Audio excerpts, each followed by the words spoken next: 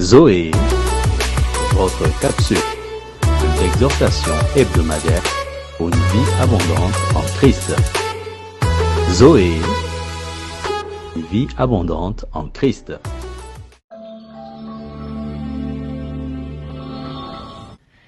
Bonjour la famille, bonjour peuple de Dieu, c'est encore une joie de vous retrouver. C'est Joël et Emmanuel de Family First. Que la paix et la grâce de Dieu soient avec vous.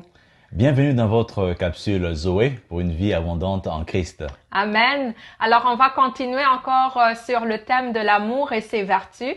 Et cette semaine, nous allons parler de l'amour qui ne se réjouit pas de l'injustice. Ça se trouve dans 1 Corinthiens 13, verset 6. Ça dit, l'amour ne se réjouit pas de l'injustice, mais se réjouit de la vérité. Qu'est-ce qu'on va dire là-dessus? L'amour ne se réjouit pas de l'injustice. Alors on se pose la question, c'est quoi l'injustice? C'est le contraire de la justice. Tout le monde connaît la justice, c'est tout ce qui est droit, c'est tout ce qui est vérité. Et quand on se réjouit de l'injustice, c'est-à-dire qu'on se réjouit de ce qui est mal. On est complice du mal ou du péché dans le cadre de la loi divine. Alors comment est-ce qu'on peut se réjouir du mal? C'est-à-dire qu'on a pris le bord de l'ennemi, carrément.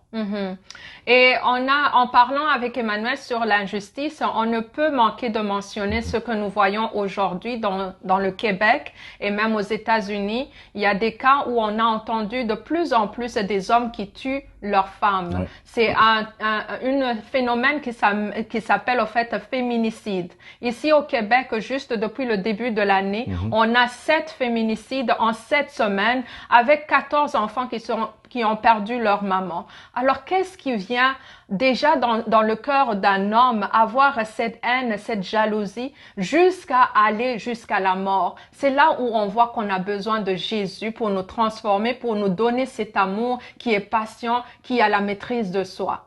Effectivement. Et la justice, pour revenir au point de la justice vient de Dieu. Elle a été établie par l'amour de Jésus-Christ, justement, quand il est allé à la croix. C'était pour nous justifier. C'était pour nous racheter.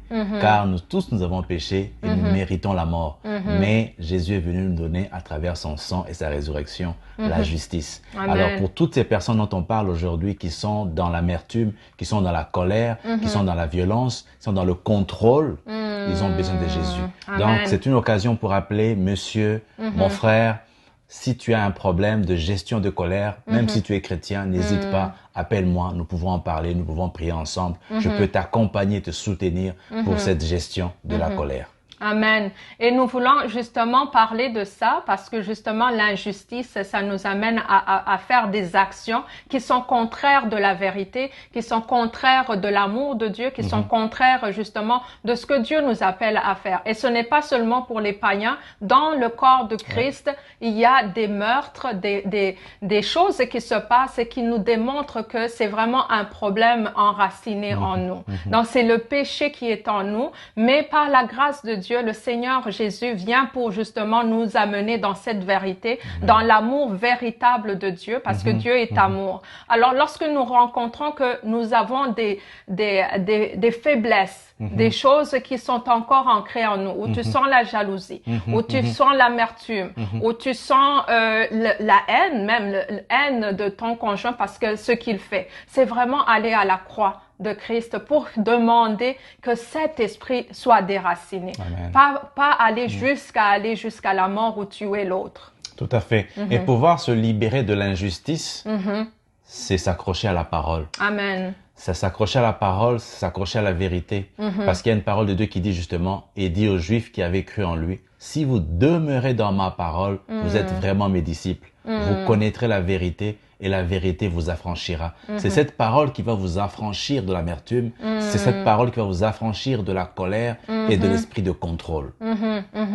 Et pourquoi est-ce qu'on est en train de parler de cet amour justement qui ne se réjouit pas de l'injustice? C'est parce que lorsque tu vois toi l'autre agir d'une façon qui ne glorifie pas le Seigneur, ça te fait mal. Donc il faut prier aussi pour les uns les autres. On va dire que la pratique de la parole, ça va nous aider justement à marcher et demeurer dans la vérité. Dans Jacques 1, 21, 22, ça dit, c'est pourquoi rejetant toute souillure et tout excès de méchanceté, recevez avec douceur la parole qui a été plantée en vous, qui peut sauver vos âmes. Mettez en pratique la parole et ne vous bornez pas à l'écouter en vous trompant vous-même par des faux raisonnements. C'est très important de demeurer dans la parole. La parole est vivante, c'est elle qui nous transforme. Lorsqu'on vient à Christ, nous recevons Jésus comme Seigneur et Sauveur. Le Saint-Esprit qui nous donne va nous transformer. Mais ça prend que nous soyons en contact avec la parole, être dans l'intimité avec le Seigneur pour être transformés. Effectivement. Et une dernière chose pour moi, ce serait de dire encore une fois,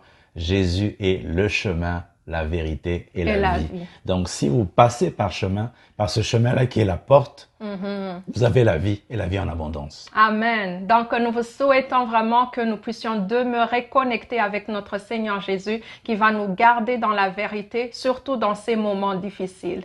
Que Dieu vous bénisse et nous vous aimons beaucoup. Jésus vous aime encore plus. Bye.